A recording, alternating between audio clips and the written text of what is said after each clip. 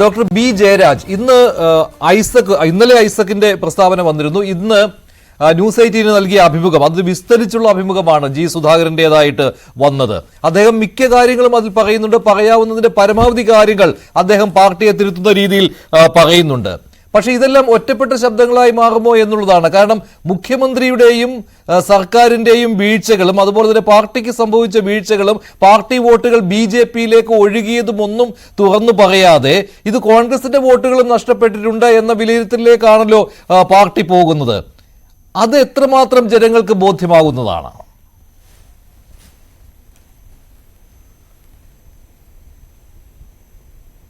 ഇതിനകത്ത് നമ്മൾ നോക്കുമ്പോൾ രണ്ട് പ്രധാനപ്പെട്ട നേതാക്കൾ, അതായത് ഡോക്ടർ തോമസ് ഐസക് ഇന്നലെ പറഞ്ഞു, ഇന്ന് ജി സുധാകരൻ കേരളം കണ്ട TK ദിവാകരന് ശേഷം കേരളം കണ്ട ഏറ്റവും മികച്ച പൊതുമരാമത്ത് വകുപ്പ് മന്ത്രിയായി, അതുപോലെ തന്നെ CPM-ന്റെ പ്രധാനപ്പെട്ട നേതാക്കൾ, ആലപ്പുഴ ജില്ലയിലെ പ്രധാനപ്പെട്ട നേതാക്കളായി ഉയർന്നു വന്ന PS-ന് ശേഷം ഉയർന്നു വന്ന ഒരു നേതാവാണ് ജി സുധാകരൻ. ഇപ്പോൾ ജി സുധാകരനും ഡോക്ടർ തോമസ് ഐസക്കൊക്കെ എന്തെങ്കിലും കാര്യങ്ങൾ പറയുമ്പോൾ ആ കാര്യങ്ങൾക്ക് തീർച്ചയായിട്ടും പാർട്ടി ചെവി കൊടുക്കും. അതിനകത്ത് തിരുത്തലുകൾ വരുത്തേണ്ടെങ്കിൽ തിരുത്തലുകൾ വരുത്തും. അത് പ്രത്യേകിച്ച് ഒരു വ്യക്തിയല്ല. ഇതെന്ന് പറയുന്ന ഒരു തെരഞ്ഞെടുപ്പ് എന്ന് പറയുന്ന ഒരു കൂട്ടുത്തരവാദിത്തമുള്ള ഒരു പ്രവൃത്തിയാണ്. അതിനകത്ത് ഒരു വ്യക്തിയെ ടാർഗറ്റ് ചെയ്യാനല്ല ഇവിടെ ആരും ഉദ്ദേശിക്കുന്നത്. ജനങ്ങളെ കേൾക്കുക എന്നാണ് ഡോക്ടർ തോമസ് ഐസക് പറഞ്ഞത്. ജനങ്ങളെ കേൾക്കുക എന്ന് പറഞ്ഞു കഴിഞ്ഞാൽ വേറൊന്നുമല്ല, ഫീഡ്ബാക്കിനെ കുറിച്ചാണ് തീർച്ചയായിട്ടും ഉദ്ദേശിച്ചത്.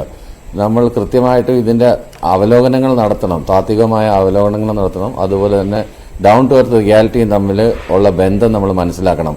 എന്നാൽ മാത്രമേ തീർച്ചയായിട്ടും ഒരു തിരുത്തൽ ഉണ്ടാവത്തുള്ളൂ. അതിനു വേണ്ടിയിട്ടാണ് കൂലങ്കഷമായ ചർച്ച. എല്ലാ കാലത്തും പാർട്ടി തിരുത്തലുകൾ നടത്താറുണ്ട്. എന്തെങ്കിലും തെറ്റുപറ്റിയിട്ടുണ്ടെങ്കിൽ ആ തിരുത്തലുകൾ നടത്താറുണ്ട്. ഇവിടെ എന്താണ് സംഭവിച്ചത്? ഈ തെരഞ്ഞെടുപ്പിൽ നമ്മൾ കണ്ടു കഴിഞ്ഞാൽ കേരളം ഒരു അപ്രഖ്യാപിത സാമ്പത്തിക അടിയന്തരാവസ്ഥയിലൂടെ കടന്നുപോയൊരു കാലമായിരുന്നു. ആ സമയത്ത് തന്നെ ക്ഷേമ പെൻഷനുകൾ മുടങ്ങുകയും അതുപോലെ തന്നെ സപ്ലൈകോയിൽ സാധനങ്ങൾ കുറയുകയും അതുപോലെ തന്നെ മറ്റു പല വിഷയങ്ങളും ഇതിനകത്തുണ്ടായിട്ടുണ്ട്. ഒരുപാട് ആരോപണങ്ങൾ, അഴിമതി ആരോപണങ്ങൾ, മറ്റുള്ള കാര്യങ്ങൾ, ഇതിനൊന്നും എഫക്റ്റീവായിട്ട് തടയിടാനായിട്ട് CPM ഒരു പാർട്ടി എന്നുള്ള നിലയിൽ കഴിഞ്ഞില്ല എന്നുള്ളത് വാസ്തവം തന്നെയാണ്. അല്ലെങ്കിൽ ജനങ്ങളെ ബോധ്യപ്പെടുത്താൻ കഴിഞ്ഞില്ല, പാർട്ടി മെഷീനറി ഉപയോഗിച്ച് കഴിഞ്ഞില്ല. പല ആളുകളും ഒരേ കാര്യം തന്നെ 10 പ്രാവശ്യം പറയുമ്പോൾ അതിന് എന്തെങ്കിലും തീയില്ലാതെ പുകയുണ്ടാകുമോ എന്നൊക്കെയുള്ളൊരു സംശയത്തിലേക്കൊക്കെ പോയത് സ്വാഭാവികമാണ്. അപ്പോൾ അതിനെ ദൂരീകരിക്കാൻ വേണ്ടി നമ്മൾ നവകേരള യാത്ര നടത്തുകയും പലതരത്തിലുള്ള എക്സ്പ്ലനേഷൻ നൽകിയെങ്കിലും അത് ജനങ്ങളിലേക്ക് എത്തിയില്ല എന്നാണ് ഈ തെരഞ്ഞെടുപ്പ് വിജയം കാണിക്കുന്നത്. പിന്നെ പൊതുവെ നമ്മൾ വേണമെങ്കിൽ നമുക്ക് താത്വികമായിട്ട് പറയാം, നമ്മളുടെ പാർട്ടി പരിപാടിയും മറ്റു കാര്യങ്ങളും വിശദീകരിക്കാൻ വേണ്ടിയിട്ട് നമ്മൾ ഇത്തരം അവസരങ്ങൾ, തെരഞ്ഞെടുപ്പ് പോലുള്ള അവസരങ്ങൾ, അതിനകത്ത് ജയാപജയങ്ങൾ ഒരു വിഷയമല്ല. പക്ഷേ ഈ ആശയങ്ങൾ സംവദിക്കാനുള്ള ഒരു വേദിയാണ് തെരഞ്ഞെടുപ്പ് പോരാട്ടം എന്ന് കരുതുന്ന ഒരു പാർട്ടി തന്നെയാണ് CPM. പക്ഷേ ജനാധിപത്യ സമൂഹത്തിൽ ഇത്രയും നാളത്തെ ഒരു ഇലക്ട്രൽ ഡിബേറ്റിനകത്ത് നടക്കുമ്പോൾ ഇലക്ട്രൽ ഡിബേറ്റ് മാത്രമല്ല, അതിനകത്ത് വിന്നിംഗ് എന്ന് പറയുന്നത് ഒരു സ്ട്രാറ്റജിയാണ്. ആ സ്ട്രാറ്റജിക്കകത്ത് എന്തെങ്കിലും പോരാക്കുറവുകൾ സംഭവിച്ചിട്ടുണ്ടോ, എന്തെങ്കിലും പോരായ്മകൾ ഉണ്ടായിട്ടുണ്ടോ എന്നൊക്കെയുള്ള പരിശോധനകളാണ് ഇപ്പോൾ നടന്നുകൊണ്ടിരിക്കുന്നത്. ജി സുധാകരന്റെ വാക്കുകളെ എന്തായാലും പാർട്ടി തള്ളിക്കളയില്ല, ഡോക്ടർ തോമസ് ഐസക്കിന്റെ വാക്കുകളെയും തള്ളിക്കളയില്ല. അത് പുറമേ നിന്ന് പറയുന്നതെന്ന് വെച്ചാൽ ജി സുധാകരൻ ഇപ്പോൾ ബ്രാഞ്ച് തലത്തിൽ പ്രവർത്തിക്കുന്ന ഒരാളാണ്. അതുകൊണ്ടാണ് ജി സുധാകരൻ അങ്ങനെ ഒരു അഭിപ്രായം പറഞ്ഞത്.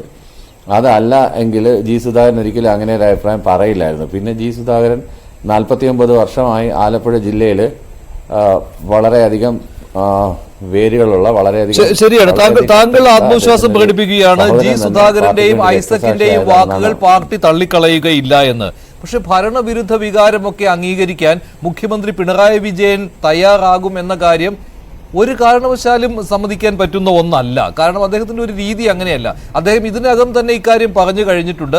അങ്ങനെ ഒരു ഭരണവിരുദ്ധ വികാരം ഇവിടെ പ്രതിഫലിച്ചിട്ടൊന്നുമില്ല എന്ന്, അതിനുള്ള ന്യായീകരണങ്ങളും പറഞ്ഞിട്ടുണ്ട്. വലിയ തോൽവി സംഭവിച്ചു എന്ന് MV ഗോവിന്ദൻ പറയുമ്പോഴും ഈ കോൺഗ്രസിന്റെ വോട്ടുകൾ ചോർന്നത്, ഞാൻ നേരത്തെ പറഞ്ഞ പോലെ ഈ കോൺഗ്രസിന്റെ വോട്ടുകൾ ചോർന്നതും പ്രധാന ഒരു കാരണമായിട്ട് ചൂണ്ടിക്കാണിക്കുകയും തൃശ്ശൂരിലെ കോൺഗ്രസിന്റെ കൂറ്റൻ തോൽവിയും അവിടെ BJP-യെ സഹായിച്ചു കോൺഗ്രസ് എന്നുള്ള തൊടുന്യായങ്ങളും പറഞ്ഞ് മുന്നോട്ട് വരികയാണ് മുഖ്യമന്ത്രിയും ചെയ്യുന്നത്. അത് ഈ തിരുത്തലുണ്ടാകും എന്നൊക്കെ പറയുമ്പോഴും യോഗങ്ങളിൽ അത് തന്നെയാണ് അദ്ദേഹം സംസാരിക്കുന്നത്. അപ്പോൾ അതിനപ്പുറത്ത് സുധാകരന്റെ വാക്കുകൾക്കൊക്കെ വില കൽപ്പിക്കുമെന്ന് പറയുന്നത് മൗഢ്യമാണ്. അങ്ങനെയൊന്നും സംഭവിക്കാനുള്ള സാധ്യത കാണുന്നില്ല. പക്ഷേ സുധാകരൻ പറയേണ്ടത് കൃത്യമായിട്ട് അത് പാർട്ടിയുടെ അണികൾ പറയാൻ ഉദ്ദേശിച്ചതാണ്. ഇവിടെ പാർട്ടിക്ക് സംഭവിച്ച വീഴ്ചകൾ അദ്ദേഹം എണ്ണി പറയുന്നു. അതിൽ BJP-യെ ഒരു ശക്തിയായിട്ട് CPM കണ്ടില്ല എന്ന കാര്യം പറയുന്നു. CPM-ന്റെ സ്ട്രോങ് ബെൽറ്റുകളിൽ BJP ഒന്നാം സ്ഥാനത്തേക്ക് എത്തിയത്. അദ്ദേഹം കായംകുളത്തെ ചില പ്രദേശങ്ങൾ പോലും, പത്തിയൂർ പോലെയുള്ള പ്രദേശങ്ങൾ പോലും അദ്ദേഹം എടുത്തു പറയുകയാണ്. അങ്ങനെ ഇവിടെയൊക്കെ അമിതമായ ആത്മവിശ്വാസം ഉണ്ടാവുകയും മുതിർന്ന നേതാക്കളുടെ അഭിപ്രായം പരിഗണിക്കാതെ വരികയും സുധാകരനെ പോലുള്ള നേതാക്കളെ ബ്രാഞ്ചിലേക്കാണല്ലോ കൊണ്ടിരുത്തിയിരിക്കുന്നത്. അദ്ദേഹം ചോദിക്കുന്ന ഒരു ചോദ്യമുണ്ട്. അദ്ദേഹം അമ്പലപ്പുഴയിലെ ഈ ജയം സംഭവിച്ച ഒരു മണ്ഡലത്തിൽ തോൽപ്പിക്കാൻ ശ്രമിച്ചു എന്ന പേരിലാണ് അദ്ദേഹത്തിന് ഈ ഒരു ഗതികേട് ഉണ്ടായിരിക്കുന്നത്. എളമരം കരീം അവിടെ വന്ന് അന്വേഷിച്ചിട്ട് ആ സുധാകരൻ അനുകൂലമായിട്ട് പറഞ്ഞ ആളുകളെ കേൾക്കാതെയും അവരെ ഭീഷണിപ്പെടുത്തുകയും ചെയ്തിട്ട് എളമരം കരീം എന്നയാൾ കോഴിക്കോട് എത്ര ലക്ഷം വോട്ടിനാണ് തോറ്റത്? 1.5 ലക്ഷം വോട്ടിന്. അത് പരിശോധിക്കേണ്ടേ എന്ന് അദ്ദേഹം ചോദിക്കുന്നു. ഇതൊക്കെ വെറും പരിശോധന മാത്രമോ അല്ലെങ്കിൽ ഒരു എന്താണ് താഴെ തട്ടിൽ വരെ ഞങ്ങൾ ബൂത്ത് തലത്തിൽ മുതൽ പരിശോധിക്കുമെന്ന് പറയുകയും ചെയ്യുകയല്ലാതെ സ്വയം ഏറ്റെടുക്കുവാൻ എന്തായാലും മുഖ്യമന്ത്രി തയ്യാറാവുകയില്ലല്ലോ, 2004 AK ആന്റണിയൊക്കെ ചെയ്തതുപോലെ.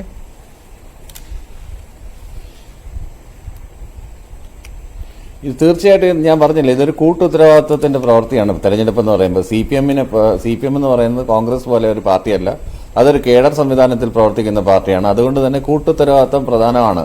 നമ്മളിപ്പോൾ പിണറായി സർക്കാർ, നായനാർ സർക്കാർ, അച്യുതാനന്ദൻ സർക്കാർ എന്നൊക്കെ നമ്മൾ പറയുന്നെങ്കിലും ആ ലീഡ് ചെയ്യുന്ന ആളുടെ പേര് വെച്ചിട്ട് ആ സർക്കാരിനെ നമ്മൾ വിശേഷിപ്പിക്കാറുണ്ടെങ്കിലും EMS സർക്കാർ എന്നൊക്കെ പറയുന്നത് പോലെ പറയുമെങ്കിൽ പോലും ഈ പാർട്ടിയുടെ ഒരു കൂട്ടുത്തരവാദിത്വമാണ് ഭരണത്തിൽ നിഴലിക്കുന്നത്. സ്വന്തമായിട്ട് പിണറായി വിജയൻ എന്തെങ്കിലും തീരുമാനം എടുക്കാൻ കഴിയുമെന്ന് ഞാൻ കരുതുന്നില്ല. കാര്യം അതിനു വേണ്ടിയിട്ടുള്ള കമ്മിറ്റികളുണ്ട്.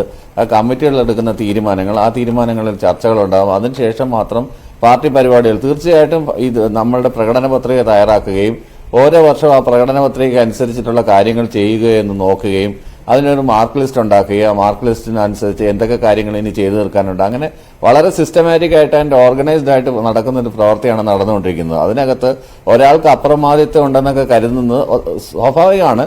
അറ്റൻഷൻ കിട്ടും, ലീഡർ എന്നുള്ള രീതിയിൽ, മുഖ്യമന്ത്രി എന്നുള്ള രീതിയിൽ അറ്റൻഷൻ കിട്ടും.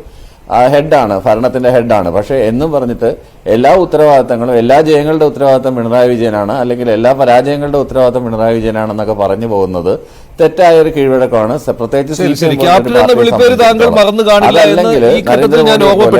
മോഡി ഗ്യാരണ്ടി എന്നൊക്കെ പറയുകയാണെങ്കിൽ മോദി ഗ്യാരണ്ടി എന്ന് പറയുന്ന പോലെ തന്നെ ക്യാപ്റ്റൻ എന്ന വിളിപ്പേരും താങ്കൾ മറന്നു കാണുകയില്ല എന്ന് ഞാൻ വിചാരിക്കുകയാണ്.